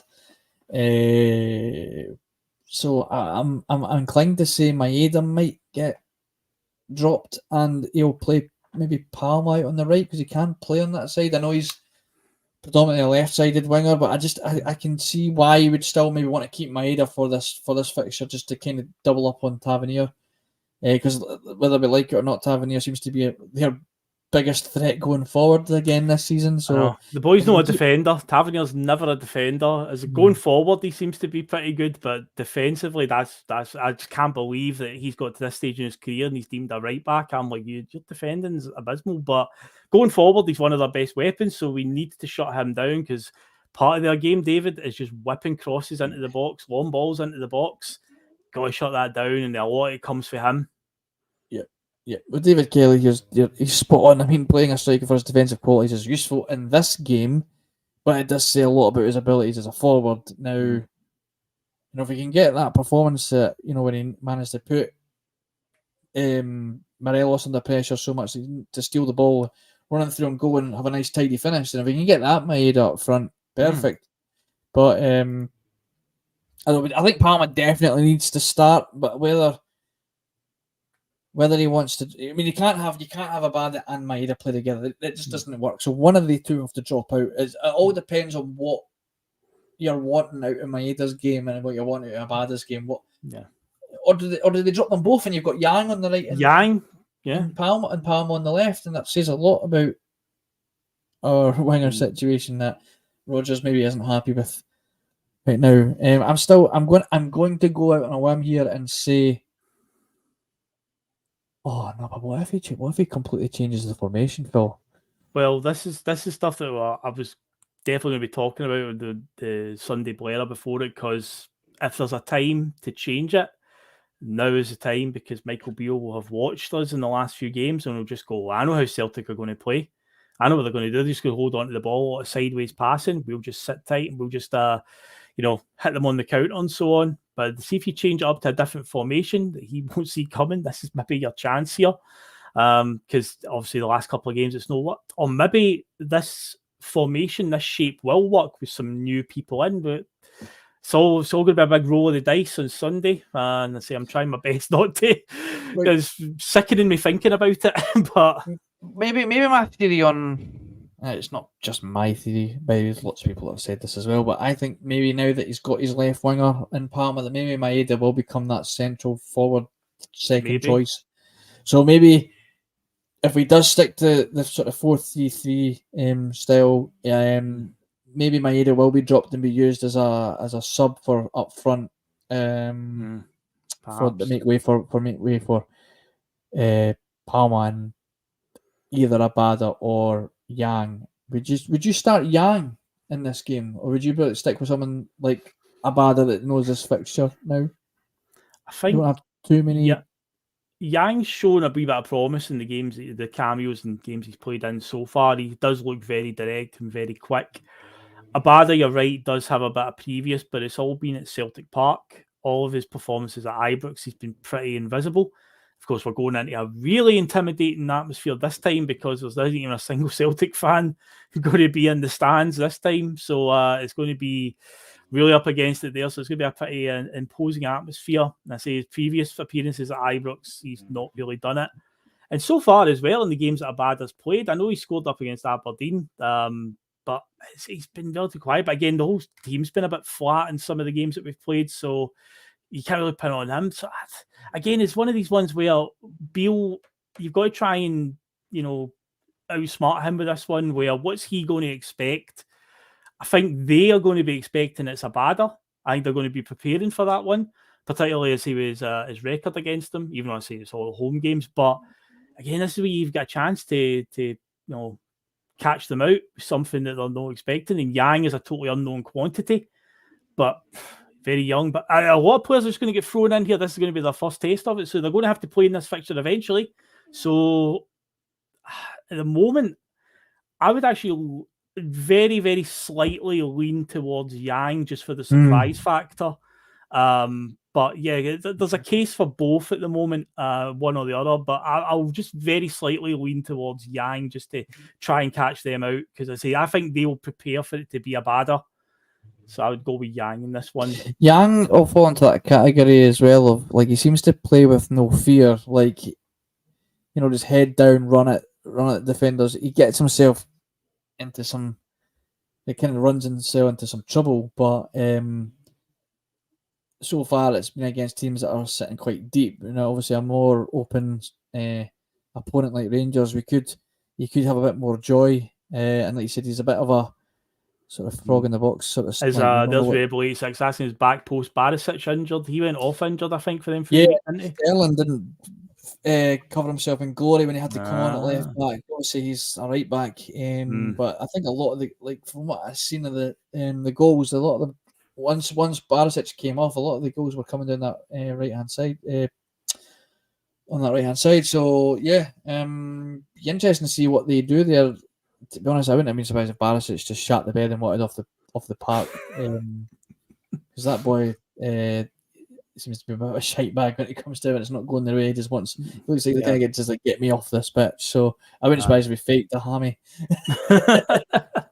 just to escape it. He knew what was coming at the weekend and all of those back post runs that Abada might make, or maybe even Yang will be making. So yeah, he was getting out of the way of dodge there. But yeah, I mean, I saw the second half, but that Dujon Sterling, he was playing at left back on and he didn't look too good. And they've still got that Turkish lad, is it Yilmaz, that they bought last year? And he never really, I don't think he's, I don't know, whoever's up against him, I think Barisic, he's had a bad run against our wingers in recent games, but I think he is injured, and you could be right, he could have just shat it. But we'll wait and see what their team line is on Sunday. But from their left back, let's talk about that one. I know Liam's not on with us tonight, but he's in the chat. He's there, the leader of the Greg Taylor CSC. Liam Greenlaw, he's there. He's always there. But yeah, obviously left back is another position that people have been talking about, saying I can't believe that we've not went and improved it. I'll try and go with benefit of the doubt here. When you go back to the end of May there and look at how Greg Taylor was playing, you couldn't have forecasted this type of drop-off. It just shows you different managers and different systems, what it can do. Because Brendan Rodgers has came in and has just decided, no, I want you to be like good old-fashioned overlapping fullback. And Greg Taylor, he's very good at that. This inverted role, he was really good under Ange. And it's like, well, surely if you've got the tools there, Brendan, and you know this guy is good at that role, why don't you just go back to that for the time being? Just swallow your pride and just go for it. But no, he's obviously deciding that. So, but again, maybe on Sunday, maybe he'll tell them, do you know what? Him to Johnson and Taylor, do what you were doing last season. Play inverted, do that. He might. You just don't know at this point. But so far from what we've seen, Taylor's obviously struggling with it. But yeah, you go back to the end of May, and people could not surely have foreseen this drop-off in Taylor to the point where we're all like, get him out the team. He's absolutely rotten. It's quite a sad drop-off for the guy, but it just shows you what a difference these a different manager and different systems can make for a guy. It's funny you say, like, you wouldn't have foreseen the massive drop-off, but if we knew when Brendan was coming back that he was going to go straight back to this old school overlapping left back that he did in the previous stint at the club, then it shouldn't have been that surprising, the drop off, because he's just not capable. He's not got the pace to take on a man. He seems to be almost scared to attempt to do it. He doesn't get the crosses in. I don't know, man. It just looks like he's just going to have to stick with what he's got, and it's just a bit disappointing. Like, it seems like, if we can identify as fans quickly, this guy doesn't suit your style, Brendan, and the other boy's just not going to suit anyone's style. Like Mark said since day one, he seems to have won a raffle, and at first we thought that was a bit harsh, but the judge was probably spot on with that one. So yes, it's a difficult one for me. I don't get it. I mean, Ryan Bertrand, he's 34-year-old. Yeah, is that really the answer? Is it? That's just a short-term fix. That would be another one where in a year's time we're probably like, we need another left back again. You know, that's. I mean, maybe even January we'd maybe say maybe Bertrand could come in and we might be like, oh god, that was even worse. We need another left back in January. So Taylor's targeted by most teams. They feel that he's the sort of the weak link in the side, and you know, you're going up against managers like Maurizio Sarri and Simone. They'll target him too. And they've got far superior players that will, you know, with pace to burn, that Taylor will struggle to cope with. And it's just, I mean, it's too late now. I don't see, unless it is going to be him, a 34-year-old guy that's been released for Southampton. It's not great, is it? Yeah, it's not great, but maybe it's a case of, look, we're not gonna get anything done right now. We're not gonna sign anybody for the sake of it. Brendan maybe has it, you know, he maybe feels that he has the coaching ability to get something out of what he has right now. Yeah. So be it. Or do you like say, the thing he's gambling with though, David, is time. How much time does he get to do that? I mean, maybe deep down he believes I can turn Greg Taylor around. I can get him into this vision of fullback that I want him to be.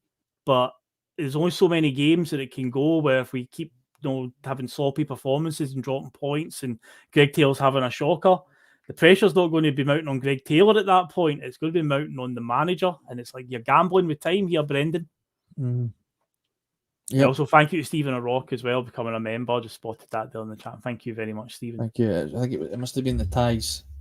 Oh, it must have been, of course. Yeah. And thank you to the 238 people that are still watching us live. I appreciate it massively for choosing the Bhoycie Bus on this fine deadline night. Yes, we're still waiting on some kind of news. We keep checking over our TV screens to see if there's any reports coming up outside any of this, well, Celtic Park, but I haven't seen a single reporter in Scotland come up on screen yet. It's all Premier League stadiums that they're going to and training grounds. So makes you wonder if the Scottish clubs thought that deadline day was yesterday, because ours closes at midnight. Theirs closes at 11 o'clock. I mean, I heard something earlier on, people saying, do you think, the Scottish clubs or Celtic in particular could use that to the advantage? And it's like, what can we get done in an hour? That's going to be pretty tough to pull a deal out in an hour, but who knows? We're still waiting for some sort of crumb, something to come through. I'm keeping my eyes on the chat to see if anybody's heard anything, but so far, no names are really coming up right now of anything that's breaking, because obviously we've seen a few unless they give us something. Me and David had a confab before the show, and I was like, look, I know we've joked about the whole 3-hour show, but unless something monumental happens, I don't think we'll be on for a full 3 hours. But I mean, usually we've been doing an hour-long show on a Friday night. It's only an hour and 15 minutes we've been on, so we're on a wee bit longer. So I mean, I used to do a 2-hour show at the very minimum on a Friday night. So you're slacking, Phil. You're slacking, mate. I'm only warming up, mate. I'm just getting going. But yeah, 2 hours, I could see us being on there. But if it gets to about 11ish and we're not getting any sort of concrete stories coming through, then what can you do? There's nothing really going to happen, I think, at that point in the last hour. But hey, we'll see. We'll just play it by ear. We'll just continue going through what we've already brought in so far this window. Because overall, that's 9 players that we brought in. So on paper, that looks like a really busy window, David. But obviously, I can understand people obviously saying, it's the quality of the players that are coming in. There was a lot of promises made. Was it wise for the manager to say these things publicly instead of just, kind of tempering things a wee bit? Part-timers. Should he have came out early on and talked about these big grand plans and so on? Backfire on a wee bit. And again, this were project and prospect players that are flying around, and you've had debates in the group chat with Regan and so on about what makes a project player. Is it the league they play in? Is it the price we pay for them? We talked about Vistgaard the other day, the Brøndby striker. The deal seems to be on, and then it's off, and then reports going out it's on again tonight. There was a tweet flying around from a Danish reporter or something saying that Vistgaard has been sold to Celtic, but nothing's came of that. We've not seen anything to back that one up. But of course, we were talking about when that initially came up. You're talking about, was it like 6 million, 5 million, 6 million pounds? And it's like, surely, if that deal was happening, we are not paying that much money for what you would call a project player. So it's like, how do you define what a project is nowadays? And go back to what you said earlier on about the 9 million one that Feyenoord bought from the Belgian league. It's like, if we'd signed him, if Ange had stuck around and we'd signed him, what would we think of him? Would the price basically make it, oh no, well, we've paid 9 million for him, there's no way he's a project player, but he's coming from a league that, a mid-table team in Belgium, but he's had a decent goal record. So it's really confusing, isn't it? What actually makes a project player? Well, that's why I asked the question, mate, and I still didn't get an answer. Right. Yeah, Regan, I'm still waiting. You said you were in the chat. I'm still waiting on it, mate. That's earlier on. Like you said, it's funny because in the grand scheme of things in today's market, £6 million is not a lot of money. We expect to, with the likes of Jota and Cameron Carter-Vickers, we spent £6 million each on last season after their loan spells. They were guaranteed starters. You're spending £6 million. So if you're spending £6 million on a Danish under 21 striker, how could he possibly be seen as a project signing? Was Jota a project signing when we signed him? Well, it was that same price, about same age, wasn't it? Around about this, or no? Well, a 21-year-old Paulo Bernardo is 21 years old and never made a single appearance for the first team at Benfica. Yet we are screaming for him to start on Sunday at our biggest rivals at a minute's notice. Not one mention of a project signing. Don't want him. Project signing. Why? Because he comes from Benfica? Well, he's never played for Benfica. At least the Brøndby lads scored for Brøndby. And he's been playing. Yep, he has. As well, we've got Ian McIntosh going to say, obviously it's a development player. I totally tell him, but it's just like the price tag of him. I'd be astounded if we paid 6 million. I can understand the low millions, like £1 million, £2 million and stuff like that, but if the club were to have pulled that off and go and spend 6 million, and then the guy just sits on the bench for pretty much most of the season playing second fiddle with Kyogo, I'd be stunned at that one. So, but it looks like that one, especially at this late hour, we're not getting any sort of reports coming out, any links, it's definitely back. I'll say there was a throwaway tweet earlier on out there when it was translated from Danish. It was saying that Visgaard has been sold to Celtic, but there's been no follow-up on it. So it looks like that one's dead in the water. And looks like there might not be a striker coming in, which was a position we were hoping to see rectified. Yeah,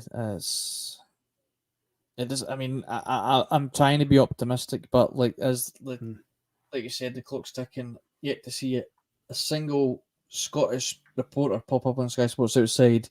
Yeah, any club, not even just our stadium, any stadium. There's nothing. Obviously, we're getting like some of the Ross County have signed this boy, and Aberdeen have signed this guy, but there's nothing,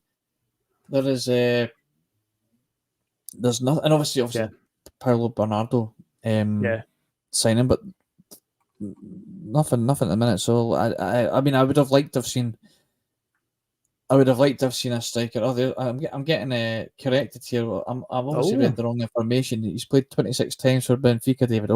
That's more than Jota played for Benfica then. Okay. Yeah. Okay. Well, fair enough. If I still stand by I mean, 26 times. It's not a massive amount, is it? I think how many times is regardless, it does it. The Danish boy's no coming, but my point is, for the price that we were considering, we'd not. I still don't see him being a project. I don't get where the project tag's coming from. If you're spending that, if Celtic are willing to spend that kind of money on a player, I'm not discrediting the 26 appearances or for him, or 17 appearances for the Danish lad. If you're spending 6 million, I can't see it being I can't label that as a project signing personally. Yeah. But fair enough, I put my hands up. I've read Benfica's B team, and I've not seen his first team appearances. So that's encouraging then. See, I'm excited about that boy anyway. I'm genuinely excited. I like the fact that we have negotiated a option to buy at the end of the season, because that, for me, I'm in favour of loans as long as there is that option there. So that makes me feel a bit better, because see, the ones that we got from Man City in recent years, as good as some of those players were, they never ever gave us an option to buy them. And then the one time that we did try to buy one, John Guidetti, he just was like, nah, I don't fancy it, and just threw the toys at the pram and just stopped trying, basically.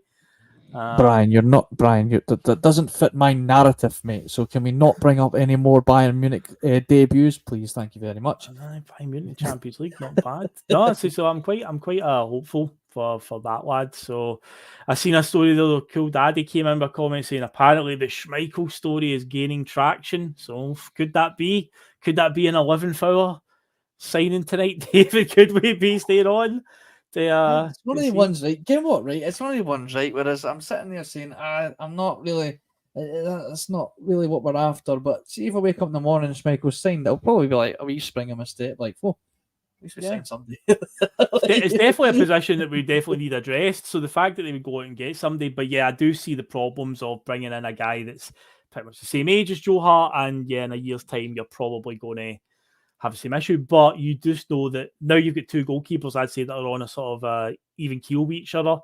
So that will bring out the best in each other. The competition will benefit us, but we'll wait and see. So it's just a story doing the rounds at the moment. People maybe putting two and two together and think they've got the answer here. But we'll wait and see it on that one. But yeah, in terms of some of the other sides, we've only seen like a few cameo appearances, or like, Home, who obviously not too bad, but then that game against Kilmarnock that he did start, most of the team misfired that day. But I've got high hopes for him. And obviously it's just unfortunate what's happened to Navrotski, where he's obviously got a hamstring. Him and Carter Vickers have got the exact same injury at the same time, and they're out for the same length of time. It's like, well, again, this is just this daft freaky luck that Celtic have got, because we find ourselves in a position where we have got 4 centre-backs, and 3 of them are all injured at the same time. Even Stephen Welsh, the freakish luck that he's got when he signs a new deal and gets injured within within an hour of signing the deal.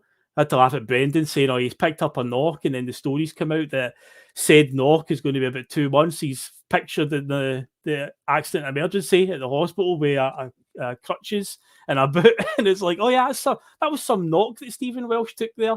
So yeah, we just seem really cussed at centre back right now. But obviously we've got in Lagerbielke, who I think so far, both him and Nawrocki, when they've been playing, I don't think they've done much wrong. They look like pretty solid additions. And I say it does excite me for when all the centre backs are fit. We've got plenty of solid options there. Just right now, we're going to have to just manage our way through this. And you think back to Ange's first season, where that first half in particular, up until the January window, when he could get like Maeda, Hatate, and Ideguchi in and Matt O'Reilly. But our first 6 months, man, players were dropping like flies. It was ridiculous. We just had to find a way to manage our way through it. And we find ourselves in a similar position here. We just need to do it again, don't we, David?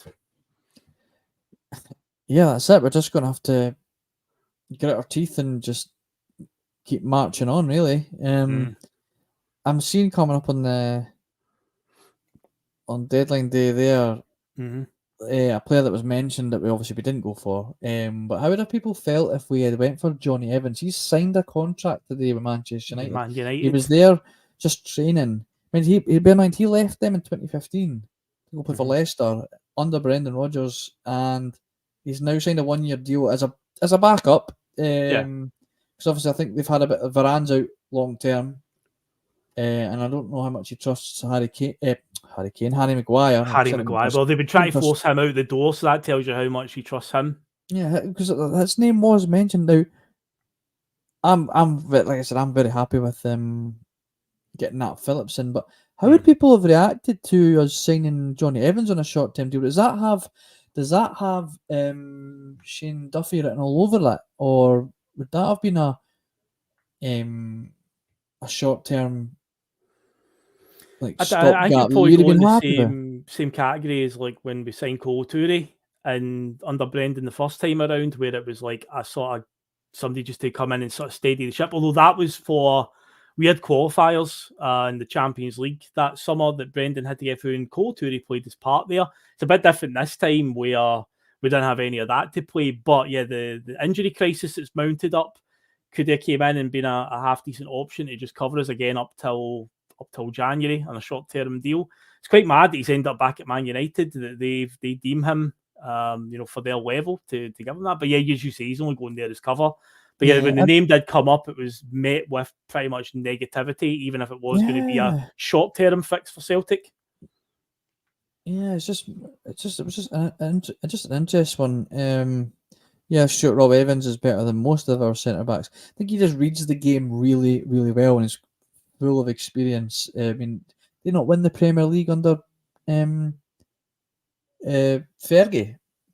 Johnny Evans is he broke into the Man United team in the mid-2000s, so he's got a fair number of winners' medals.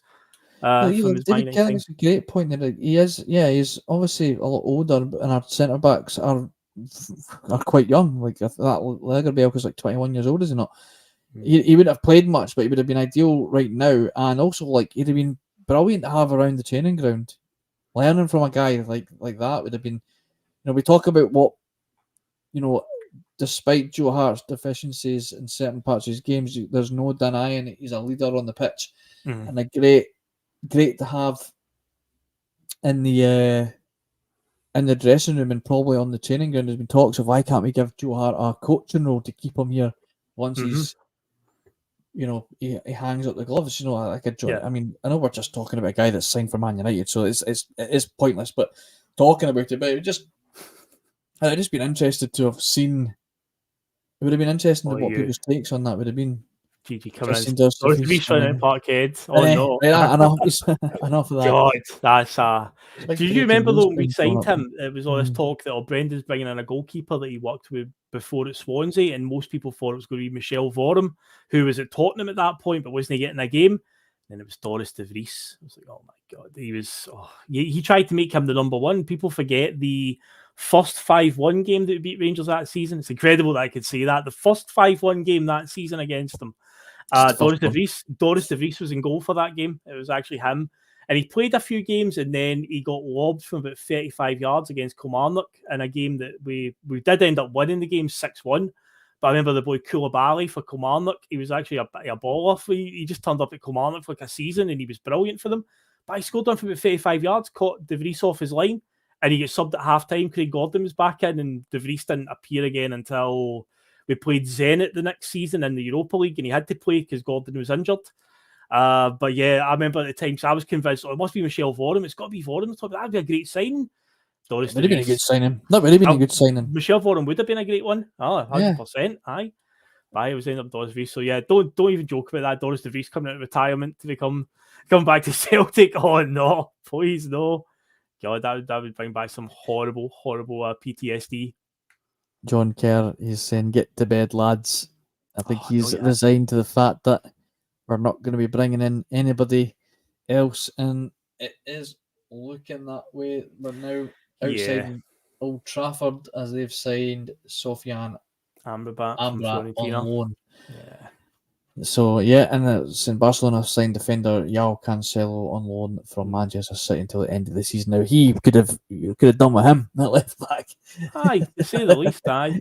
But no, in relation to in terms of the show, as I said earlier on, I think we'll probably if we get closer to 11, it's half past 10 now. If we get closer to 11 and it definitely looks like nothing's happening, then yeah, we'll call it a night. That's a 2-hour show. So I used to do a 2-hour show on a Friday night regular anyway, so it doesn't bother me. But yeah, we'll look at that. I say unless something drastic happens in the next half an hour, we'll just shoot the breeze for the last half an hour, whatnot, and just again look at some more of the signs we have made.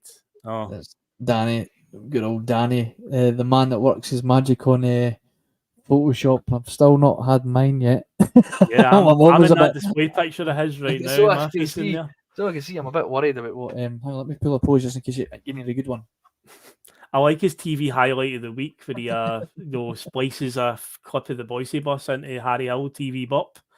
It's always a good one. It's usually Jono and Russell on the Monday Club. But no, that's the plan at the moment. We'll probably stick around to about 11ish, and unless something drastic happens, like breaking news that something's coming in, then we'll stick around. But I can't see it happening. So we'll just shoot the breeze for the last half hour. Shoot the breeze. One thing we didn't mention though was Abada's new contract. That's a breaking story today. Yes, we were talking about Abada earlier on. Should he start? Should he not? I think it was Brown Warrior put in a comment earlier saying, well, Abada might be buzzing with that new contract. Yes, breaking news. Yeah. Just got to use it because we're not going to get. I want exactly. I want to use that bun. You get the use out of it. But yeah, Abada signing a new contract. Obviously, it protects us a wee bit more in the event we sell, get a wee bit more value for him. A lot of talk earlier in the year, about when Andrew's still in charge, that he was for the off and there'd been a falling out and whatnot. And no, he's committed still. Well, I say committed, but in football, what does committed really mean? Let's be honest here. What does it actually mean? But yeah, he's obviously put pen to paper on a deal till 2027. So I say it pushes his value up a wee bit in the event we do get any suitors coming in for him. But yeah, you happy to see Abada tie down a deal? Hatate next, perhaps? Yeah, I mean, I certainly didn't want to lose Abada. I feel like there definitely needs to be more to his game. I feel like for a player like him, I'd expected him to have developed his game more in the last 2 years. Yes, there's no getting around the fact that he does have an eye for goal. It seems to be much more instinctive rather than when he has time to think about it. He's like he doesn't really know what to do. I kind of want to see him. He's like the only winger out there that doesn't seem to want to take on a man. He doesn't seem to want to beat a man and put a cross in. And when he does attempt to put a cross in, it's awful. I think maybe he's hanging out with my era too much. Maybe that's the problem. But I don't know. I'm happy to see him saying. I don't want to see us lose our guys that do find the back of the net. I want to see if Brendan Rodgers, who obviously sees something in him that he can develop. And hopefully that is going to be the case. And I do wonder if his drop in form lately has been because of him not too sure where his future lay. Maybe. Because when he first came to Celtic, he was eager to impress. And he came in, he just right off the bat, he scores in his debut, and he just looks like a real good signing. And I just wonder if we'll get a new lease of life out of Abada. Now he's got his contract. He's now fully focused on playing for Celtic. That's who he is long-term contracted to now, that he can now like just completely focus on that, and everything else will be pushed to the side, and we'll now kind of see him really push on this season and start to find the back of the net. Maybe that is going to be the Abada that we see now, and hopefully it's not a case of right, okay, well we've got a guy that will, he'll pop up every now and again and score a goal, but that's really all he does. He doesn't really contribute much else, and obviously it's great that he does score the goals, but you do need to see a little bit more from him in other aspects of the game, because he can be really frustrating. But hopefully now that the contract's signed, his game's going to really develop now that he's committed to Celtic and to learn under Brendan Rodgers. It's the consistency, just getting some consistency in him, because for whatever reason he just sort of drop off last season. I mean, again, just being football fans, you always speculate in that, and you just try and piece it all together, try to figure it out. And I can remember the real drop off where he began being in match day squad stuff was just after the League Cup final. Remember he came off the bench, David, in that game, and he, for some reason, a really inexplicable dive, tried to win a penalty. And obviously you booked for diving, and VAR was in place, so there was no way he was ever going to get it. And I just felt like, I wonder if Ange Postecoglou was just no impressed by the antics at all, and that's why he's kind of dropped out the team after that. Because Ange comes across as a guy that would have pulled him aside and went, "What were you thinking? What were you playing at there?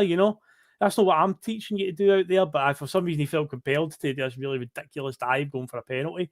But he just seemed to just drop out the team after that and never really got his games. Up to that point, being our most used substitute. I think he'd featured in every game where he started or came off the bench. But he's got the numbers, and you can see the ability is there. It's just about consistency, and we having that deal tied up now. Hopefully, that's what gets him on the gets him settled, and we start to see the best of him now. Because at this stage in time, we need all of our best players firing on all cylinders, because there's no doubt about it. The fans are quite broken right now in terms of how they feel about the current state of the team and the form of the team. Guys like Abada are the guys that have got the ability in it to get you off your seat and get you excited and win his games. We need to see that now going forward, now that this is now dealt with. And also, as I added there with the Scotty boy saying Hatate signing a new contract as well. The story with that was that he's put it off until obviously into September. So that would suggest, the window's then closed. So you would expect, that's a case of he's definitely staying at least past this one. But of course, we have to keep in mind, and this is a factor that could come into play, the Scottish transfer window closes tonight. The English one does, and most of the major leagues around Europe closes. But there are certain other ones around the world, namely Saudi Arabia, that doesn't close till the 20th of September, where they can still buy players from other leagues. But they can't. We couldn't exactly then go out and buy, because our league's closed. So they can still do deals bringing players into their league.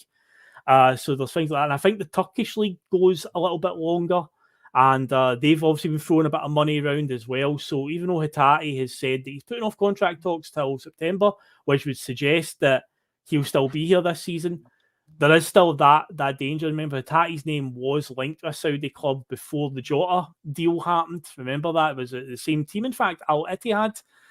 But I think I can't see Hatate leaving until at least January. If the contract talks break down and he doesn't sign, then maybe January he'll be away. But I can't see him walking away with these Champions League games coming up, because he wants to. He's made noise about playing at this high level, and it's like, here's your chance. You got a lot of plaudits last year for your performances against Real Madrid. That pass that they talk about, the one where he just hit it on the half volley from the throw-in that came to him, and he just pinged it across the park. And it's like, now you've got the Champions League. This is where you can, show the big clubs what you've got. So I could be a bit mad for him to walk away, but we still have to acknowledge there is that danger still lurking, that there are a few major leagues that don't have a window closed tonight. So hopefully we're not talking about that in a couple of weeks. So he's off skate. Absolutely. I was sorry. I think I completely disconnected when you asked me that question. So I don't know if I was just sitting there on screen looking like an idiot. like I No, normally do. But like I no, normally do. But this time no. I It was was just actually again seeing about the tax stuff. Just saying she would be worried about the Saudi Arabian window still being open, and even though he's put his contract talks off until September, there is still a slight danger that that could be something that presents itself. But I wouldn't think, David, that he is going to leave between now and the January window anyway. Do you suspect? Obviously, we've talked about Casper Schmeichel at length. Yes. Do you see us going into that free agent market? Now, we looked at the free agent market earlier, the other day, Phil, and nobody really stood out that were realistic signings anyway. But do you see us dipping into that market at all if we don't get any more signings over the line, like for like a goalkeeper or a left back or a striker? Well, Did you see anybody on that list? I remember that list included the likes of Eden Hazard and that, which are unrealistic oh yeah, signings. give us a call, He's Eden. going to No, Rangers come on. anyway, I heard. Oh, that's right. They were convinced. So yeah, there was actually a Photoshop doing the rounds from Rangers fans on Twitter with the team sheet for this Sunday, and he had Eden Hazard photoshopped onto the actual his face photoshopped onto a Rangers kit, and it's like, oh, no, that's not happening. No, I think it was Crystal Palace the last he was linked with. But the problem with the free agent market is a few things. I said earlier on, they missed the European deadline, so they can only play domestically, which might not be a terrible thing because ultimately our bread and butter is domestically, but it's them being up to speed. You know, we look at like the Aaron Moy signing last summer. How long did it take him to get up to speed? He was a free transfer. He hadn't been playing much football for 2 years when he was out in China, and he became available on a free transfer. And that's the problem with these, unless these guys have been like training with a club or something. But training is different from having match day fitness. So if you were to dip into that, it would just kind of reek of desperation, and again be kind of indicative of this the way this transfer window's played out. That you're bringing somebody in. It might solve a problem. We might find a left back in there, but he can't come in and start right away. He's a good while off of match day fitness, and he'll have to be bled in slowly. And we've got an international break coming up, so there's no chance to play him in that. I say we're already out of the League Cup, which would have been a good chance to play some fringe players and get them some minutes in the legs. We're out of that. So there's a danger there in that sense where there probably is some good players in there that can do a job. But again, time is such a hot commodity, especially at this club.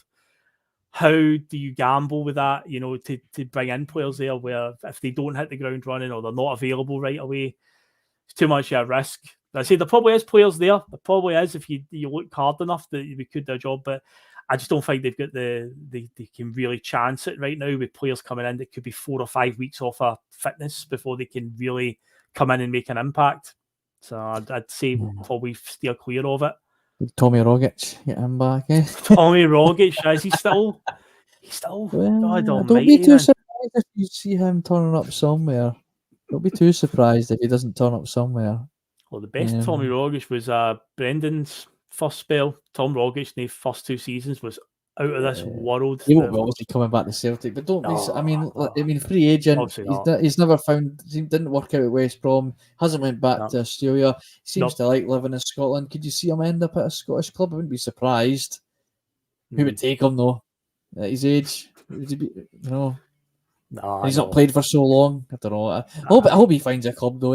Yeah, hopefully so. I seen him on that list, and I was a bit like, oh, I felt a bit sad. He's written into Celtic folklore forever, so hopefully he finds a club that treats him right, because it just didn't work out at West Brom for him. And there's Cool Daddy saying he's off to make a cup of tea. Hope he doesn't miss the marquee signing. Yeah, we hope we don't miss the marquee signing as well, but it ain't looking like it's happening. So yeah, we'll probably be wrapping up in the next 10 or 15 minutes or so, because it doesn't look like much is happening. But hey, if something does break, I'm sure tomorrow we can do something covering it anyway. And we've got the Sunday Blether anyway. We'll be talking about we'll have all the answers by that point of what happened on deadline, but I don't see anything massively coming in. It doesn't look like it. It doesn't. I'm constantly refreshing Here's my phone. NM with a question. Do you think Lagerbielke could do a job at left back? He is left-footed, isn't he, Lagerbielke? I haven't really studied. I haven't really concentrated on what foot he passes with. Let's have a look. I mean, I don't see why not. I mean, it wouldn't be the worst idea. I think I think I read somewhere that he played at left back a couple of times for that team he's signed him from. I'll just check his positions that he's played for that club. Now it just says centre back. That is his main positions. Yeah. Nothing. He's right footed. Okay. There's no sign of him playing at left back at all. I know this isn't the most reliable source. Just go back to me talking and saying that Bernardo hasn't played a single game for Benfica, which was lies. From looking at what I see here, he is right footed, but there's nothing to say anything about him playing as a left back at any point in his career for any of the clubs, Elfsborg or Daggers Fours. Plunge McNugget saying put Scales at left back, but then David Kelly saying no to Lagerbielke. He's slower than Scales. Got roasted by a 95-year-old Stevie May. Oh, that's not good, is it? That's very much sums up. But there you go, the duality of man. Two posts side by side on the comments, and one saying I put Scales there, and then no, don't put Scales there.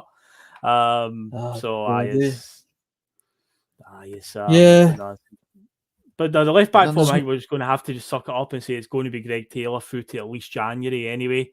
So whatever Brendan's got up his sleeve, if he thinks he can convert him into that old school fullback, getting forward up the wing, getting crosses into the box, or is he going to just swallow his pride and just revert back to, well, you're playing inverted last season, let's just keep doing that.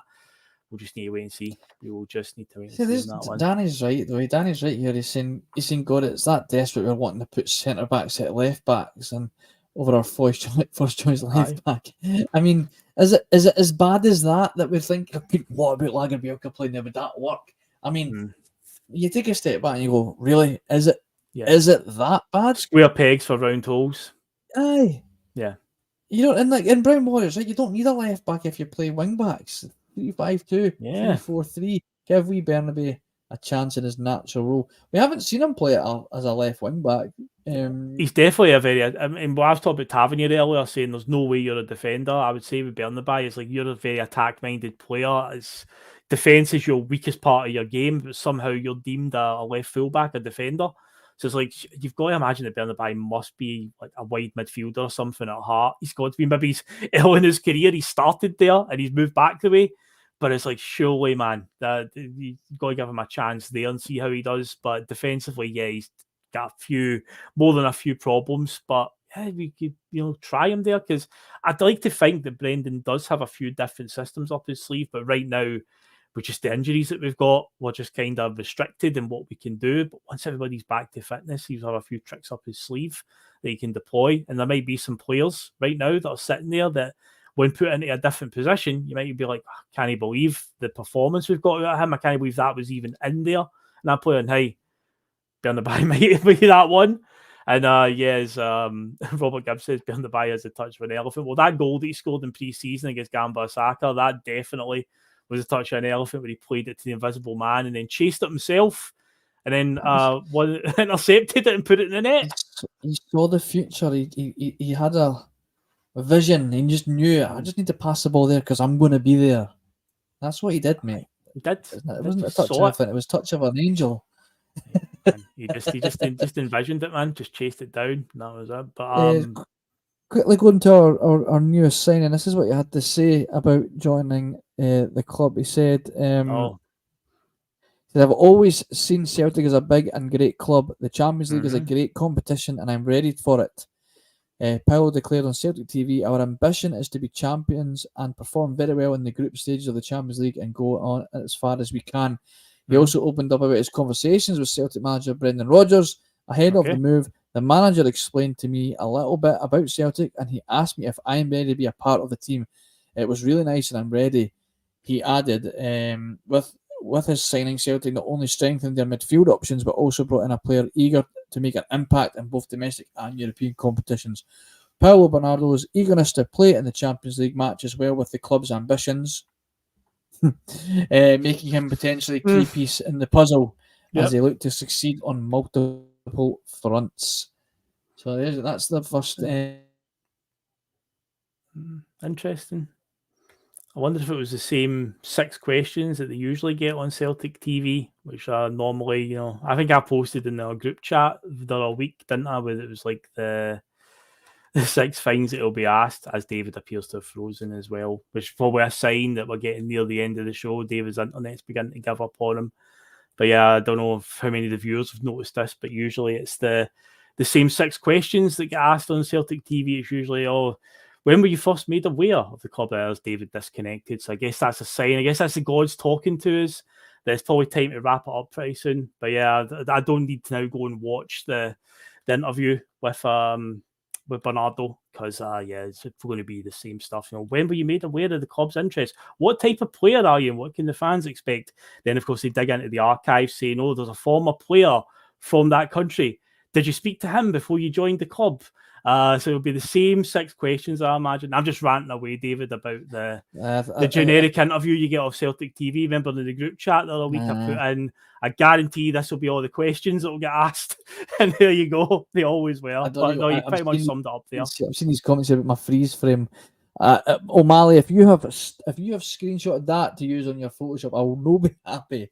You've just put it out there in universe. You know he's going to do that now. I know he's going to do. That's why I've said it, because I know that. I know that. I know I'm an idiot, but I'm not. But I was saying that to the viewers. I said I think that's a sign that the gods are telling us your time's up, boys. Yeah, it's almost time. So I say we go for about 2 hours. We're at an hour and 50 something minutes. I think I can't see anything breaking now, but it's been fun to come on and chew the fat, shoot the breeze, and so we did a wee breakdown of obviously our Champions League opponents. I say hopefully I haven't scared too many people, and hopefully we're more excited about it. But yeah, I'm sure when those games roll around, the buzz will be there until we probably take a tanking, unfortunately. But we will be enthusiastic on the night of the game. I know I'll definitely go to Celtic Park enthusiastic, and then be in the depths of despair when I leave the stadium. But fingers crossed that's not the case. But yeah, we've also had a look at the signings that have come in. So it's all eyes on Sunday. Myself and David will be on for the Sunday Blether before the show. Then it's the main event, and then the PMP will be on after it. And hopefully Russell and Terry will be talking about a very, very positive result then, because I'm trying my best not to think too deep about it. Sunday morning, I'm going to wake up with the fear, though, just like, oh God, what awaits. But it's been a fun night, though, David, overall, isn't it? Mate, it's funny because we've been talking quite seriously, and every now and again, I just keep looking at us wearing these fucking ties. And I know. I know. Oh, dear. We dressed up and everything for you, Celtic, and you didn't even give us anything. Didn't even my best suit on. My best suit. No, nothing at all other than the taken for a ride, Phil. I know. But anyway, I'm glad that we came on to cover it in some capacity, because we had to anyway. So yeah, that is. I'm sure we'll do this again in January, David, at the end of the January window. I'm sure we'll reconvene for a similar episode where we'll be again talking about the frustrations, no doubt, all January window. So yeah, we'll be back to it again. But yeah, folks, we will look to head off. We will be back, as I say, Sunday for the Sunday Blether. It'll be. Mark will be back on that one, isn't he? This is the only weekend he's got off at the moment. I think he said to us he's got, like, Sundays he's fully booked at the moment with his work, but the one Sunday he's got off is obviously for this game. So he'll be on Sunday morning with us. Regan, I'm sure, will be joining us as well. So it'll be the usual Sunday Blether team.